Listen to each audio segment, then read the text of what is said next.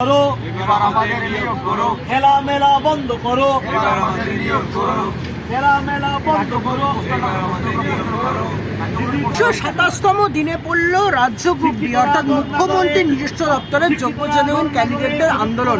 ইতিমধ্যেই আপনারা প্রত্যেকে জেনে থাকবেন যে ২০১৭ রাজ্য গ্রুপের মুখ্যমন্ত্রীর নিজস্ব দপ্তরের যোগ্য জেনুইন ক্যান্ডিডেটদের গত শনিবারই ময়দান পিএসের তরফ থেকে গুরুতরভাবে আটক করা হয় এবং তারপরেই কিন্তু ইতিমধ্যে তাদেরকে ব্যাংশাল আদালতে পেশ করা হয় এবং ইতিমধ্যেই এমতাবস্থায় দাঁড়িয়ে সেই ১০ জনকে কিন্তু অন্তর্বর্তীকালীন জামিনের নির্দেশ দিয়েছেন ব্যাংশাল আদালতের তরফ থেকে বিচারক।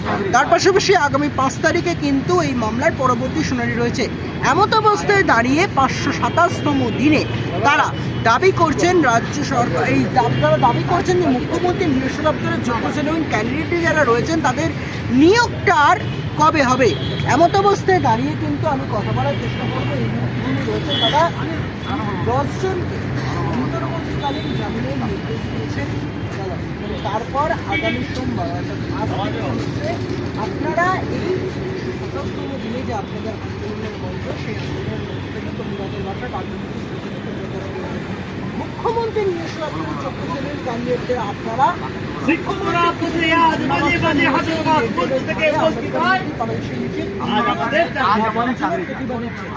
আপনাদের নিয়োগটা শিক্ষিতরা পথে আজ মাঝে মাঝে হাজত শিক্ষিতরা পথে আজ মাঝে মাঝে হাজত মঞ্চ থেকে অনেক রকম ভাবে আবেদন করেছি, তার কাছে দেখা করার চেষ্টা করেছি। আজ আমরা তারই নিজস্ব দপ্তর ৫২৭তম দিন, ৫২৬তম দিন বা ৫২৫তম দিন, সেই দিনও আমরা ওনার এখানে আন্দোলন চলছে। উনি কেন্দ্রের বঞ্চনার কারণে এখানে আন্দোলন করছেন, আর সেই আমরা ওনার নিজস্ব দপ্তরে আমরা এসছি ওনার কাছে বঞ্চনার আমাদের বার্তাটা তুলে ধরে। কিন্তু তার পরিণাম আমরা কি পেয়েছি? জেল খাটতে হয়েছে। ১০টা দাদারা যোদ্ধারা তারা জেল কেটেছে এবং ব্যাংশাল আদালত থেকে তাদের জামিনে তাদের আসতে হয়েছে। তারা কি চোর? তারা কি ডাকাত? তারা কি তারা তো তাদের হকের দাবি করছে। এবং মাননীয় নিজের হকের দাবিতে উনি দিল্লি যাচ্ছেন, মঞ্চ এখানে করে উনি ধর্ণামঞ্চ করছেন। আমরাও তো আমাদের দাবির জন্য আমরা এখানে ধর্ণামঞ্চ করছি। তাহলে উনি আমাদেরটা না বুঝে, উনি তো একজন মা সমান, মা সমতুল্য, সে সেটা না করে আমাদের কী করলো? আমাদের জেলে যেতে হলো, আমাদের জামিনে আসতে হলো। আমরা কি এত বড় খারাপ? ওনার তো নিজস্ব দপ্তর। আজকে যদি আমরা কোনো এই যে চাকরিটা যদি পাই, আমরা কিন্তু সবসময় ওনার নিজস্ব দপ্তর হিসাবেই চাকরিটা করব। আমাদের একটুই অনুরোধ, ম্যাডাম আমাদের একটুখানি দেখবেন। আমরা খুব চেষ্টা করছি আপনার কাছে এই আমাদের করুণ দুর্দশাটা তুলে ধরার, এবং আমরা চাচ্ছি আমাদের যেইভাবে হোক, যেই মূল্যে হোক, আমাদের এই নিয়োগ প্রক্রিয়াটা দিই এবং আমরা এই জীবনটা আমাদের একটু সুগম করে তুলুন। এটা আমাদের বক্তব্য। সুগম করে তুলুন। এখানে আরেকটা প্রশ্ন রাখবো, সেটা হচ্ছে যে কিছুদিন আগে আপনারা তো তৃণমূলের মুখপাত্র কুণাল ঘোষের সঙ্গে দেখা করেছিলেন। কুণাল ঘোষের তরফ থেকেও একটা বার্তা আপনাদের প্রতি ঘুরে যাচ্ছে। সেই মুখ্যমন্ত্রী মমতা বন্দ্যোপাধ্যায় কি ধরনের কর্মসূচি করছেন, অপরদিকে দাঁড়িয়ে আপনারা সেখান থেকে এখানে দাঁড়িয়ে যখন প্রতিবাদের ভাষা প্রতিবাদের প্রতিবাদ করতে চাইছেন, তখন পুলিশের একটা আপনাদেরকে আপনাদের মতো ঘটনা করছে। এই বিষয়টা কী হবে?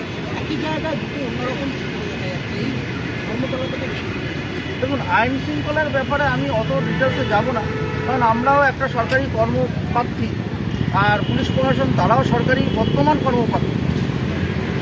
তারা তাদের ন্যায়, তারা তাদের মনে হয়েছে আইনে এরকম পরিভাষা এইটা করা উচিত, তারা সেটা করেছেন। সেটা উপরের নির্দেশে হোক বা নিম্নের নির্দেশে হোক, সেটা করেছে।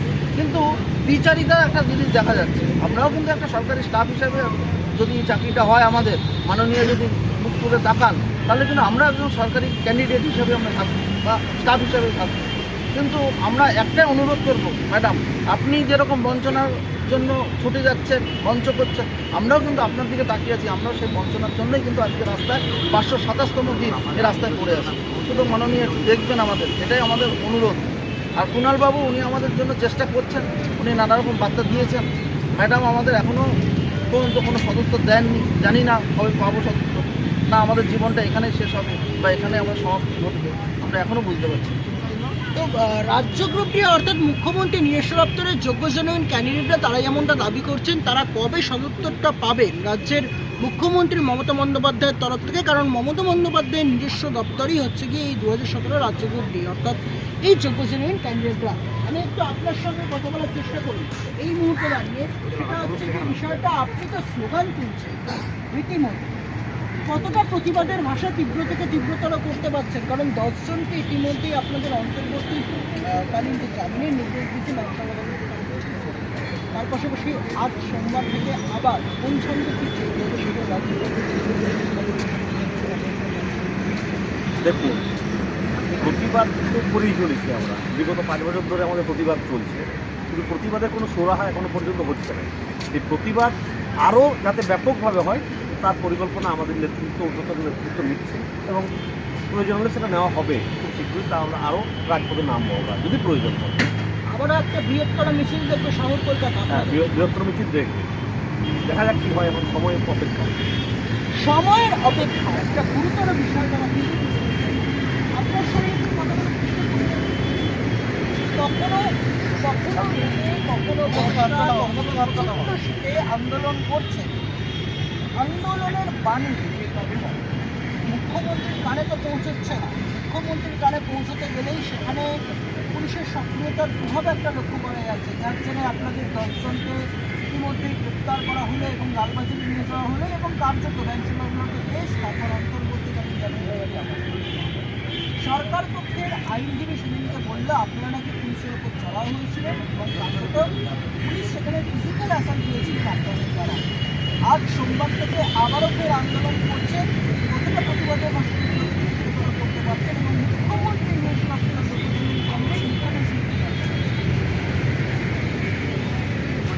বার্তা এটাই যে আমাদের খুব সত্তর যেন নিয়োগ করা হয়, কারণ আমরা অনেকদিন ধরে বঞ্চিত হয়ে আছি। রোদ, বৃষ্টি, বজ্র বিদ্যুৎ সবগুলোকে উপেক্ষা করে আমরা এই ধর্নামঞ্চ চালিয়ে আছি এবং আমরা অনেকবারে বিভিন্ন প্রশাসনিক ব্যক্তিদের কাছে আমাদের দাবি জানানোর চেষ্টা করছি, কিন্তু আমরা এখনও পর্যন্ত সফলতা পাইনি। তাই আমরা চাই যেন আমাদের আর বেশি দিন না অতিবাহিত করতে হয়, খুব তাড়াতাড়ি যেন আমাদেরকে এই চাকরিটা দিয়ে দেওয়া হয়, কারণ এটা আমাদের এটা পাওনা চাকরি লাগে। এর চেয়ে আর বেশি কিছু বলছি না, যে আমাদেরকে খুব যেন তাড়াতাড়ি নিয়োগ দেওয়া হয়। সর্বোচ্চ নেতৃত্বদের দ্বারা আপনারা কি আবারও এই 10 জনকে যে গ্রেপ্তার করা হলো ইতিমধ্যেই এবং তাদেরকে অন্তর্বর্তীকালীন জামিন দেওয়া হলো, আপনাদের হকের নিয়োগের দাবিতে এই বিষয়টা তারা তুলে ধরলেন, এদেরকে পাশে রেখে আরও বৃহত্তর আন্দোলনের দিকে এগিয়ে যাচ্ছে, বৃহত্তর আরেকটা মিছিল দেখবে শহর কলকাতা আপনাদের বলছেন? আমরা চাই যেন সুষ্ঠু সমাধান তাড়াতাড়ি হয়ে যায়। এরপর যদি না সুষ্ঠু সমাধান হয় তখন আমাদেরকে বাধ্য হয়ে যেতে হবে, কিন্তু আমাদের সেরকম কোনো উচ্চ আকাঙ্ক্ষা নেই। এখানে যদি সমাপ্ত হয়ে যায়, আমাদের নিয়োগ দিয়ে দেওয়া হয়, আমরা এখানেই আমাদের আন্দোলন সমাপ্ত করে দিতে চাই, আমরা আর বেশি যেতে চাই না। কিন্তু যদি না হয় তাহলে কিন্তু আমরা অবশ্যই আরও উঁচুভাবে বা আরও বৃহত্তরভাবে আমরা আন্দোলনে সামিল হব। বৃহত্তরভাবে বা উঁচুভাবে তারা কিন্তু আন্দোলনে সামিল হবেন এবং তার পাশাপাশি কার্যত তারা তুলে ধরছেন যে বিষয়টা বারংবার করে এমত অবস্থায় দাঁড়িয়ে কিন্তু 2017 রাজ্য গ্রুপ ডি অর্থাৎ মুখ্যমন্ত্রী নিজস্ব দপ্তরের যোগ্যজনহীন ক্যান্ডিডেটদের যদি নিয়োগপত্রটা দেওয়া হয় তাহলে কিন্তু তারা এইখান থেকেই তাদের আন্দোলন উঠিয়ে নেবে। কার্যত তারা কিন্তু আর প্রতিবাদের ভাষা তীব্র থেকে তীব্রতর করবেন না এবং কার্যত এখানে দাঁড়িয়ে একটা প্রশ্ন, মুখ্যমন্ত্রী নিজস্ব দপ্তরের যোগ্যজনহীন ক্যান্ডিডেট যারা, তাদের ওপর পুলিশি আক্রমণ এই বারংবার যে নেমে আসছেন, এই ঘটনার প্রতিবাদ জানিয়ে তারা কিন্তু ধিক্কারে জানাচ্ছেন কার্যত এবং তার পাশাপাশি তারা বলছেন যে মুখ্যমন্ত্রীর যা সদুত্তরের বার্তা আদৌ কবে মিলবে। দিন গুনতে গুনতে আজকে হয়ে গেল প্রায় 527তম দিন এই আন্দোলনের মঞ্চে, কিন্তু কোনো রকম সদুত্তরের বাণী নেই এই যোগ্য জেনুইন ক্যান্ডিডেটদের। পরবর্তী পরিস্থিতি কোন দিকে যায় সেদিকে থাকবে নজর রাখুন শুধুমাত্র ভিশন প্লাস নিউজকে। বিদীপ্ত বিশ্বের report, vision plus news, Kolkata. আমরা ছোটদের সাথে কথা।